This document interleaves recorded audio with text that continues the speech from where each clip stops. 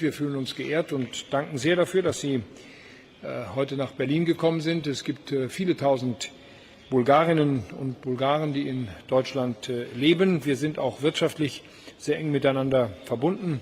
Deutschland ist der größte Handelspartner für Bulgarien und in der Europäischen Union sind wir seit vielen Jahren gute Partner. Ich freue mich, diese Verbindung auch unter Ihrer Führung jetzt in der Europäischen Union fortzusetzen und auch im Europäischen Rat gemeinsam auch Europa zu stärken, denn das ist unser gemeinsames Anliegen. Wir haben beim informellen Europäischen Rat auf Zypern mit dem Europäischen Parlament, dem Rat und der Europäischen Kommission dazu eine gemeinsame Verabredung getroffen, einen Fahrplan unterzeichnet, der Maßnahmen und Zeitziele beinhaltet. Viele dieser Maßnahmen sollen noch im Jahr 2026 verabschiedet werden. Moskau muss verstehen, dass es verhandeln muss. Europa steht bereit, an den Verhandlungstisch zu kommen, mit der Ukraine, mit Russland und mit den Vereinigten Staaten. Dass Europa seit dem Antritt der neuen ungarischen Regierung zu einer neuen Geschlossenheit und Entschlossenheit gefunden hat, wird uns dem Frieden auch ein Stück näher bringen. Teheran darf nicht länger die Region und die ganze Welt zur Geisel nehmen. Das militärische Nuklearprogramm muss überprüfbar beendet werden. Es darf keine Schläge gegen Israel und unsere Partner in der Region geben. Iran muss die freie und gebührenfreie Durchfahrt durch die Straße von Hormuz wieder ermöglichen. Wir werden uns dafür weiter einsetzen. Sie wissen, dass ich am letzten Freitag mit Präsident Trump telefoniert habe. Wir waren uns einig über die Ziele und über die Notwendigkeit einer Verhandlungslösung. Ich freue mich auf unsere Zusammenarbeit in der Europäischen Union. Ich freue mich aber auch auf die Vertiefung der bilateralen Beziehungen zwischen Deutschland und Bulgarien. Bulgarien wird unter Ihrer Führung ein wichtiger und interessanter Investitionsstandort, auch für die deutsche Wirtschaft. Германия е водещ инвеститор в България и най-големият ни търговско-икономически партньор с годишен стокообмен от 12 милиарда евро за изминалата година, който расте всяка година.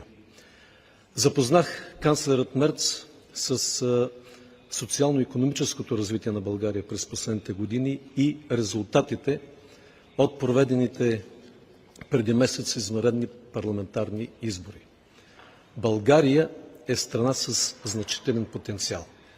Не само заради стратегическото си географско положение, свързваща Централна Европа с Балканите, с нарастващият по значимост регион на Черно море, с Близкият и Далечният изток. Но България успя през годините да развива активно свързаност и да укрепва важни европейски транспортни, енергийни и дигитални коридори. Тенденция ще продължава, но най-важното за мен е, че България се утвърди не като периферия, а като важен индустриален и логистичен партньор на Германия в Югоизточна Европа. Това дължим най-вече на таланта, на всеотдайността и амбицията за успех на нашите сънародници, както прилича и тук канцлерът Мерц ме изненада от безапелационната победа на България в Евровизия, знак за българския талант, знак за българската упоритост. Държа също така да споделя, че последните 5 години на политическа нестабилност и проблеми с върховенството на правото не позволиха да разгърнем в пълна степен този потенциал, но това вече се променя. За първи път от 30 години имаме една политическа сила, която спечели изборите с широка обществена подкрепа и се ползва с убедително мнозинство в българския парламент. Нещо повече, вече имаме ново, но мога да кажа технократско и енергично правителство с ясна програма.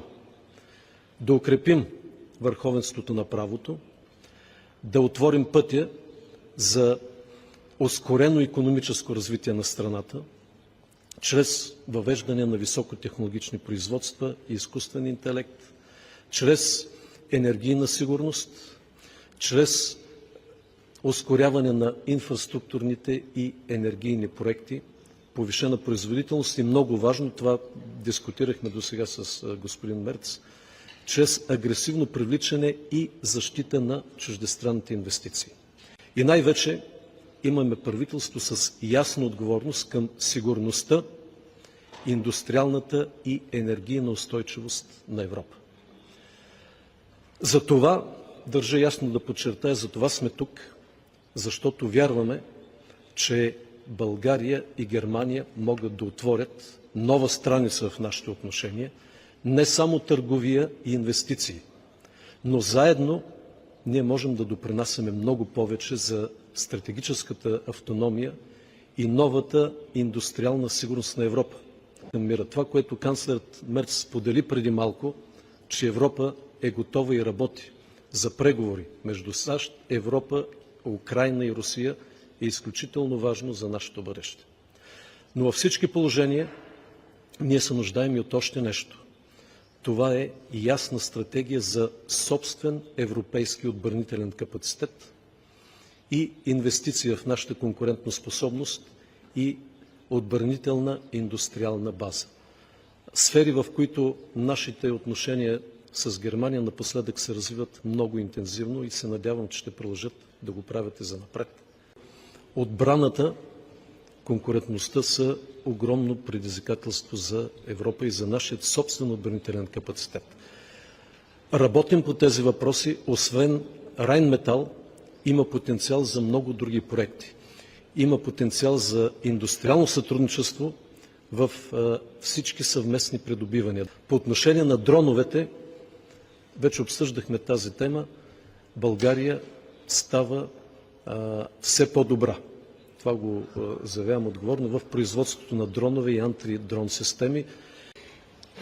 Ich lege ja sehr viel Wert darauf, dass wir in der Europäischen Union zu einer engeren Industriekooperation kommen, und zwar mit dem Ziel, die Zahl der Systeme zu verringern, die Stückzahlen deutlich zu erhöhen und damit auch die Preise zu reduzieren, weil wir einfach zu wenig produzieren mit zu vielen Systemen. Und wir werden es nur dann hinbekommen mit einer europäischen Verteidigungsfähigkeit, wenn wir unsere industriellen Fertigkeiten kombinieren und wenn wir in der Europäischen Union genau dafür sorgen, dass wir weniger kompliziert sind, dass wir weniger Systeme haben und dass wir die Systeme, die wir haben, in sehr viel größeren Stückzahlen bauen. Dann werden wir eine Chance haben aus den vorhandenen Mitteln. Wir sind in der Tat zwischen den europäischen Partnern schon seit langer Zeit in einem intensiven Dialog über unsere gemeinsamen Wege hin zu einer Friedenslösung. Das wissen Sie. Wir diskutieren auch in diesen Tagen intensiv über diese Frage, aber Sie werden Verständnis dafür haben, dass ich natürlich über Namen hier keine öffentlichen Spekulationen bestärken werde oder gar selber auslösen werde.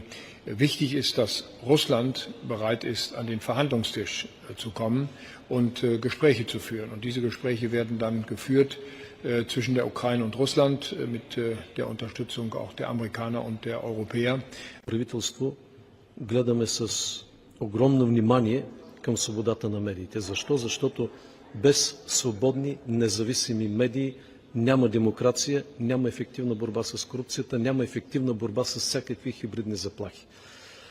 Две важни неща виждаме в укрепването на медиите. На първо място това е изсветляване на собствеността на медиите. Ich habe mit Präsident Trump über zwei große Themen gesprochen. Einmal über den Iran-Krieg und die weiteren Maßnahmen. Und wir haben zum Zweiten über die Ukraine gesprochen und die weiteren Schritte, die wir dort gehen wollen. Das war insgesamt ein sehr gutes Gespräch, ein sehr kollegiales Gespräch. Und wir haben auch verabredet, dass wir es spätestens fortsetzen, wenn wir uns in wenigen Wochen in Evian treffen, zum G7-Treffen. Und dort werden diese Themen dann auch noch einmal alle besprochen werden. Und da werden wir auch ziemlich viel Zeit haben, um sie in Ruhe dann auch weiter zu besprechen. За нас не е важно дали ще имаме един преговарящ или екип преговарящи. Важно е да започнем преговори. Важно е Европа най-сетне да постигне добър баланс между военни, икономически и дипломатически инструменти.